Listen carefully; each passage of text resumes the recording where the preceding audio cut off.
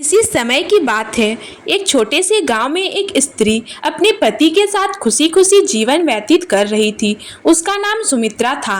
वह स्वभाव से बहुत ही सरल, दयालु तथा परिश्रमी थी। उसका पति रामनाथ एक ईमानदार किसान था जो दिन रात मेहनत करके अपने परिवार का पालन पोषण करता था।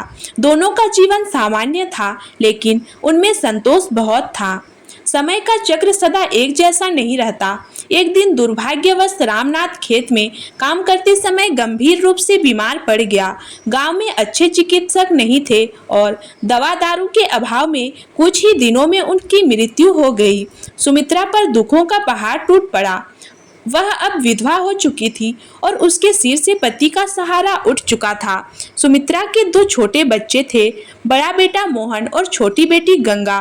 उनके भरण पोषण की सारी जिम्मेदारी अब सुमित्रा पर आ गई थी। गांव के लोग सहानुभूति तो दिखाते, लेकिन कोई भी उसकी मदद के लिए आगे नहीं आया। उसे यह समझ आ गया कि स्वयं ही अपनी तकदीर बदलनी होगी। सुमित्रा के पास ना तो जमीन थी, ना कोई ठोस सहारा। वह कभी दूसरों के घर बर्तन मांजती, कभी खेतों में मजदूरी करती और कभी जंगल से लकड़ियां बटोर कर बेचती। उसका बस एक ही उद्देश्य था, अपने बच्चों को शिक्षित करना ताकि वे जीवन में कुछ बन सकें।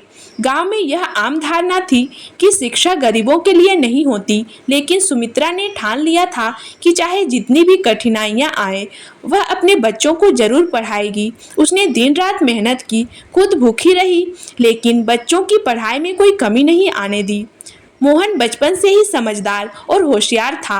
माँ की मेहनत देखकर उसने भी कम उम्र में ही पढ़ाई के साथ साथ काम करना शुरू कर दिया। वह दिन में स्कूल जाता और शाम को एक दुकान में काम करता था। गंगा भी माँ के काम में हाथ बटाती थी। धीरे धीरे समय बीतता गया। मोहन ने गांव के स्कूल से टॉप किया और आगे की पढ़ाई के लिए शहर जाने का अवसर मिला। यह सुनकर सुमित्रा बहुत खुश हुई, लेकिन चिंतित भी थी। शहर में पढ़ाई के लिए पैसा कहाँ से आएंगे? सुमित्रा ने हार नहीं मानी। उसने कुछ पैसे इकट्ठे किए और मोहन को शहर भेज दिया। मोहन ने भी माँ की तपस्या को व्यर्थ नहीं जाने दिया। उसने बहुत संघर्ष किया, दिन में पढ़ाई करता और रात में एक होटल में काम करता था। मोहन की मेहनत रंग लाई। उसने परीक्षा में शानदार प्रदर्शन किया और सरकारी स्कॉलरशिप हासिल कर ली। यह देखकर सुमित्रा की आंखों में खुशी के आंसू आ गए। मोहन ने अपनी पढ़ाई पूरी की और एक बड़ी कंपनी में इंजीनियर बन गया।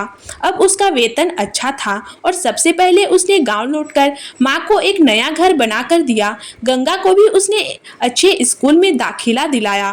कुछ वर्षों बाद गंगा ने भी अपनी शिक्षा पूरी की और शिक्षिका बन गई। अब परिवार पूरी तरह आत्मनिर्भर था। सुमित्रा, जिसने वर्षों तक संघर्ष किया था, अब सम्मानपूर्वक जीवन जी रही थी।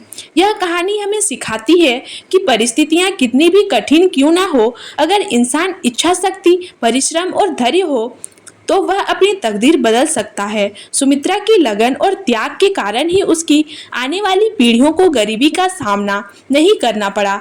यह कहानी उन सभी के लिए प्रेरणा है जो अपने जीवन में कठिनाइयों से घबराते हैं। यदि हम संघर्ष करने का साहस रखते हैं तो सफलता अवश्य हमारे कदम चूमेगी।